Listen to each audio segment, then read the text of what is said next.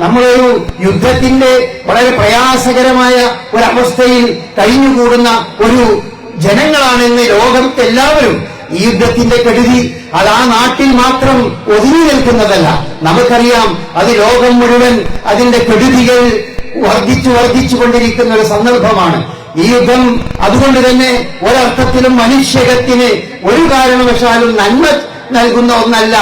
ആര് ഏത് രീതിയിൽ വർത്തിച്ചാലും മനുഷ്യർക്ക് മുഴുവൻ ഇത് തിന്മ മാത്രമേ പ്രദാനം ചെയ്യുകയുള്ളൂ എന്ന് നാം മനസ്സിലാക്കേണ്ടതുണ്ട്. സയനിസത്തിന്റെയും അതുപോലെ ഫാഷിസത്തിന്റെയും വംശഹത്യയുടെ മുദ്രാവാക്യം കയ്യിലേന്തിക്കൊണ്ട് ഇസ്രായേലും അതുപോലെ അമേരിക്കയും നടത്തുന്ന ഈ നരനായാട്ട്, ഈ കിരാതമായ യുദ്ധം, ചെറിയ കുഞ്ഞുങ്ങളെപ്പോലും അവരുടെ മദ്രസകളിൽ, അവരുടെ പാഠശാലകളിൽ ബോംബിട്ടും മിസൈലുകൾ വർഷിച്ചുകൊണ്ടും കൊല്ലുന്ന ഈ കാട്ടുനീതി, ഇത് ഒരിക്കലും മനുഷ്യകം ഒരു കാലഘട്ടത്തിലും ഒരു മതവും അംഗീകരിക്കുന്നില്ല എന്ന് നമ്മൾ മനസ്സിലാക്കേണ്ടതുണ്ട്. അതുകൊണ്ട് ഒരു കാരണവശാലും ഇത്തരം ഹീനമായ പ്രവർത്തനങ്ങൾക്ക് മനസ്സിന്റെ ഉള്ളിലെങ്കിലും ഒരു അനുഭാവം നമ്മുടെ ഭാഗത്ത് നിന്നുണ്ടാകാൻ പാടില്ല. ഇസ്രായേൽ എന്നത് മുസ്ലിങ്ങളെ സംബന്ധിച്ചിടത്തോളം മുസ്ലിങ്ങളുടെ ഏറ്റവും വലിയ ശത്രുവാണ്. ലോകത്തിലെ മുസ്ലിങ്ങളുടെ ഏറ്റവും വലിയ ശത്രു ആരെന്ന് ചോദിച്ചാൽ അത് ഇസ്രായേൽ അല്ലെങ്കിൽ ജൂതമത വിശ്വാസികളിൽ അവരിൽ പൊതുവെ അങ്ങനെ തന്നെയാണ്. വിശുദ്ധ ഖുർആൻ പറയുന്നുണ്ട്, ലതജിദന്ന അശദ്ദന്നാസി അദാവതൻ, നിങ്ങളോട് ഏറ്റവും കൂടുതൽ വിശ്വാസികളായ മുസ്ലിം സമൂഹത്തോട് പറയുകയാണ്, നിങ്ങളോട് ഏറ്റവും കൂടുതൽ ശത്രുതയിൽ വർത്തിക്കുന്ന ഒരു വിഭാഗമാണ് അല്ലദീന ആമനു, വിശ്വാസികളോട് ഏറ്റവും ശത്രുതയുള്ളവരാണ് അൽ യഹൂദ്, ജൂതന്മാർ. ഈ ജൂതന്മാരുടെ നേതൃത്വം, അവരുടെ ഭരണ നേതൃത്വം മുസ്ലിംകളെ വംശഹത്യ നടത്തുകയാണ്. നമ്മൾ മനസ്സിലാക്കേണ്ടത് അതാണ്. അല്ലെങ്കിൽ എന്തിനാണ് ചെറിയ കുഞ്ഞുങ്ങളെയും അതുപോലെ സ്ത്രീകളെയും ലക്ഷ്യമിട്ടുകൊണ്ട് നശിപ്പിച്ചുകൊണ്ടിരിക്കുന്നത്? യുദ്ധം ചെയ്യുന്ന യോദ്ധാക്കളെക്കാൾ കൂടുതൽ, യുദ്ധത്തിന് വരുന്ന പുരുഷന്മാരെക്കാൾ കൂടുതൽ, ഏറ്റവും കൂടുതൽ കൊല്ലപ്പെട്ടിരിക്കുന്നത് കുട്ടികളും സ്ത്രീകളുമാണ്. കുട്ടികൾക്ക്, മക്കൾക്ക് ജന്മം നൽകുന്ന സ്ത്രീകളും അതുപോലെ വളർന്നു വരുന്ന യുവതലമുറയെ ഇല്ലാതെയാക്കുന്നതിനു വേണ്ടി കുട്ടികളെയും നശിപ്പിക്കണം. എങ്കിൽ മാത്രമേ തങ്ങളുടെ ഈ കിരാതമായ ഭരണം, തങ്ങളുടെ ഈ കിരാതമായ ആശയങ്ങൾ ഇവിടെ പ്രചരിപ്പിക്കാനും ഉയർത്താനും സാധിക്കൂ എന്ന് തിരിച്ചറിഞ്ഞതിന്റെ പേരിലാണ് ജൂതന്മാരെ അവർക്ക് എല്ലാവിധ സൗകര്യങ്ങളും ചെയ്തു കൊടുക്കുന്ന ലോകത്തിലെ പട്ടാളമായി വർത്തിക്കുന്ന അമേരിക്കയും ആ രീതിയിൽ വർദ്ധിച്ചുകൊണ്ടിരിക്കുകയാണ്. ഏതർത്ഥത്തിലും അത് മുസ്ലിങ്ങളുടെ ശത്രുക്കളാണ്. അതുകൊണ്ട് അവരെക്കാൾ വലിയൊരു ശത്രു ഒരു മുസ്ലിമിനെ സംബന്ധിച്ചിടത്തോളം നിലവിലുള്ള ഇന്നത്തെ ലോക ക്രമത്തിൽ നമുക്ക് കാണാൻ സാധ്യമല്ല.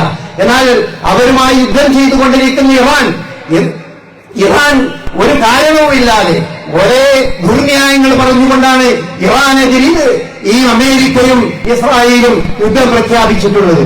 അതുകൊണ്ട് തന്നെ മർദ്ദിതന്റെ ഭാഗമാണ് ഇറാൻ. ഇറാനും ഒരു മർദ്ദിതന്റെ പക്ഷത്ത് നിൽക്കുന്നു. പക്ഷേ നമ്മളിപ്പോൾ യുദ്ധത്തിന്റെ ഗതി മറ്റൊരു രീതിയിലേക്ക് മാറുന്നത് കാണുകയാണ്. ഈ സന്ദർഭത്തിൽ നമ്മൾ മനസ്സിലാക്കേണ്ട ഒരു കാര്യം, മുസ്ലിമിനെ സംബന്ധിച്ചിടത്തോളം അവരുടെ ഏറ്റവും പ്രധാനപ്പെട്ട ആരാധനാലയങ്ങൾ കുടികൊള്ളുന്ന സൗദി അറേബ്യ, മക്കയും മദീനയും അതുപോലെ തന്നെ നമ്മുടെ നാട്ടിലും പരിസര പ്രദേശങ്ങളിലുമെല്ലാം അന്നം നൽകിക്കൊണ്ടിരിക്കുന്ന ഗൾഫ് പ്രദേശങ്ങളും അവ നശിപ്പിക്കുന്നതിനു വേണ്ടി, അവയിൽ ബോംബ് വർഷിപ്പിക്കുന്നതിനു വേണ്ടി ഇറാൻ ഉന്നയിക്കുന്ന ന്യായീകരണങ്ങളൊന്നും ഒരിക്കലും നമുക്ക് അംഗീകരിക്കാൻ സാധിക്കുന്നതല്ല. അമേരിക്കയുടെ ബേസ് ഇറാൻ ഗൾഫ് രാജ്യങ്ങളിലും അതുപോലെ തന്നെ സൗദി അറേബ്യയിലും ഉണ്ട് എന്നത് മാത്രം, അതിന്റെ പേരിൽ മാത്രം ആ നാടിലേക്ക് ഒരുപാട് മിസൈലുകൾ തള്ളിവിടുന്നത് ശരിയായ ഒരു കാര്യമല്ല. ഒറ്റൊന്നുപോലും അല്ലെങ്കിൽ കൃത്യമായി അതൊന്നും അവിടെയുള്ള ബേസിലല്ല പതിക്കുന്നത്. മറിച്ച് ഇന്നലെ ഖത്തറിൽ അവരുടെ എണ്ണയുൽപാദന കേന്ദ്രത്തിൽ റാസ് ലഫാനിൽ മിസൈൽ പതിച്ചു എന്ന് പറഞ്ഞാൽ അവരുടെ സാമ്പത്തിക സോഴ്സ് നശിപ്പിക്കപ്പെടുന്ന രീതിയിലേക്ക് ഇറാന്റെ ഭാഗത്ത് നിന്ന് അത്തരം പ്രവർത്തനങ്ങൾ ഉണ്ടാകുന്നുണ്ട്.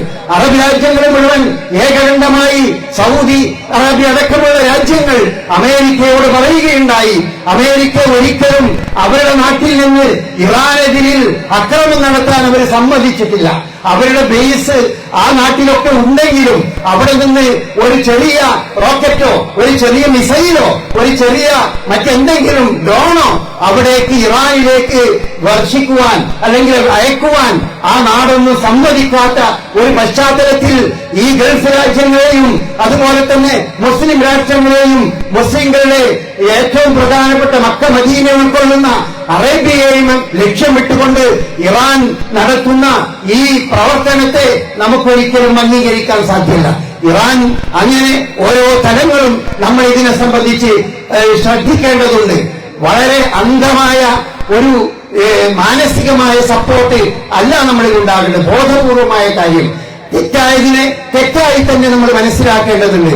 നമുക്ക് ചെയ്യാൻ സാധിക്കുന്നത് ഈ വിഷയത്തിലൊക്കെ എന്ത് മാത്രമേ ഉള്ളൂ, മാനസികമായ ഒരു പിന്തുണയും മാനസികമായ ഒരു സന്തോഷവും മാനസികമായ ഒരു സപ്പോർട്ടും അത്രേ നമുക്കിപ്പോൾ ചെയ്യാൻ കഴിയുള്ളൂ. അതുപോലെ പ്രാർത്ഥനയും ഏറ്റവും വലിയ ആരാധനയായ ഏറ്റവും വലിയ ആയുധമായ പ്രാർത്ഥനയും അതാണ് നമുക്ക് സാധിക്കുന്നത്. അതുകൊണ്ട് ലോകസമാധാനത്തിനു വേണ്ടി ഇത്തരം ദുഷ്ടശക്തികൾക്കെതിരിൽ നാം എപ്പോഴും പ്രാർത്ഥിച്ചുകൊണ്ടിരിക്കണം. അമേരിക്കയും അതുപോലെ തന്നെ ഇസ്രായേലും നടത്തിക്കൊണ്ടിരിക്കുന്ന ക്രൂരതകൾക്കെതിരിൽ, അതുപോലെ തന്നെ ഇറാന്റെ ഭാഗത്തു നിന്നുണ്ടാകുന്ന അവിവേകങ്ങൾക്കെതിരിൽ, അതിൽ നിന്നൊക്കെ അല്ലാഹു സുബ്ഹാനഹു വ തആല ഈ മുസ്ലിം സമൂഹത്തെയും ലോകത്തെയും ലോക മനുഷ്യരെയും രക്ഷിക്കട്ടെ എന്ന് നമുക്ക് പ്രാർത്ഥിക്കുക മാത്രമേ സാധ്യമുള്ളൂ.